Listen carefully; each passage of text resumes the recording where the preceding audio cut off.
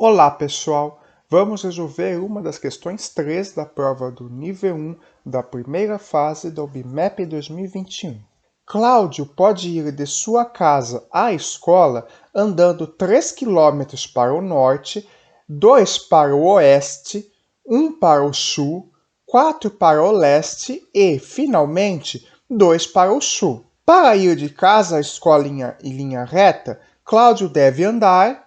E aqui temos nossas alternativas.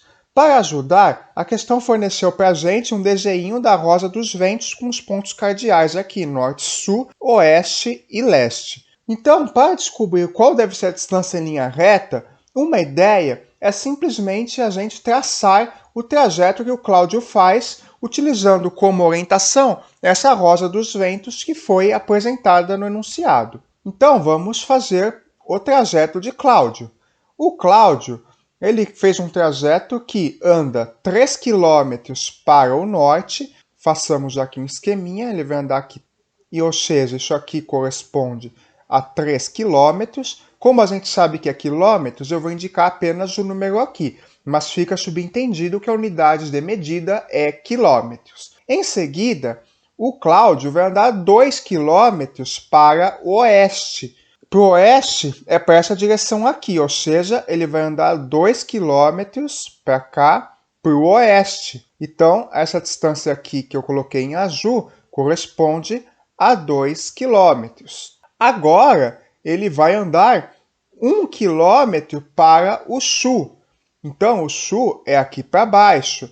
Então, aqui temos que isso aqui é 1 km. Em sequência, continuando a sua caminhada, Cláudio vai andar 4 km para o leste.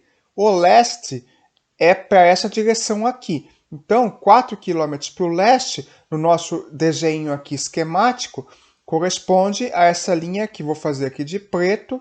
Essa linha aqui vai corresponder a 4 km. Então, ele vai andar aqui 4 km para o leste.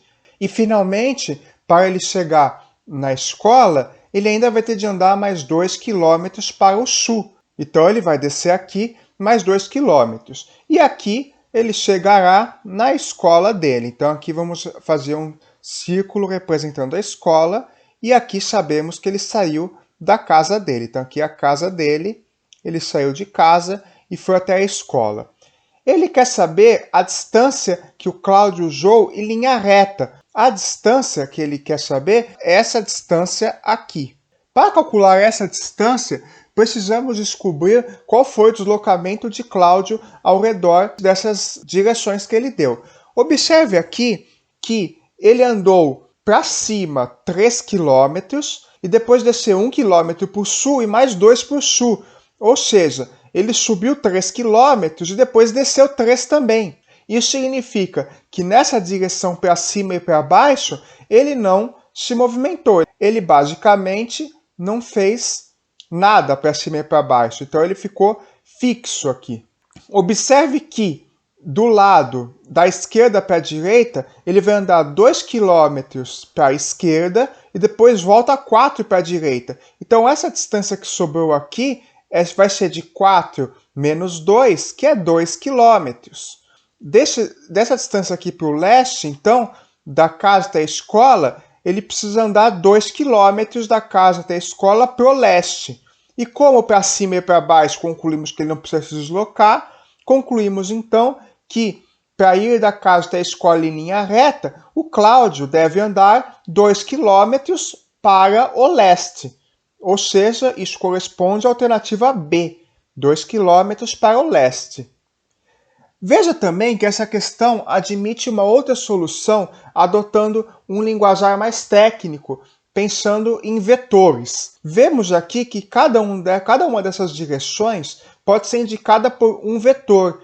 E aí, adotando um plano, nós podemos fazer este cálculo de forma vetorial direta. Aqui, para deixar como curiosidade, por exemplo, se o ponto C corresponde ao ponto 0, 0, subir 3 aqui, ele vai parar no ponto coordenada x igual a 0, coordenada y igual a 3. Em sequência, indo para cá, ele vai percorrer 2 menos 2 na direção x, ou seja, ele vai para o ponto menos 2, 3. Em sequência, ele desce 1, então ele vai tirar 1 da coordenada y. Então ele vai para o ponto menos 2, 2. Daqui para cá ele vai andar 4 km para a direção da direita, ou seja, ele vai somar 4 no eixo x, então esse ponto aqui vai ser menos 2 mais 4, que é o 2, 2. E por último, esse ponto aqui da escola ele vai descer 2, ou seja, a coordenada y vai subtrair 2. Então isso aqui vai ficar 2, 2 menos 2 é 0. E aí, então, concluímos que esse vetor aqui, que é o vetor 2, 0, ele vai ter comprimento 2, que corresponde à coordenada x. Então, essa aqui é uma outra maneira de resolver pensando no comportamento vetorial, um raciocínio um pouco mais avançado, mas também que é uma curiosidade interessante para entender como esta questão admite uma solução totalmente vetorial.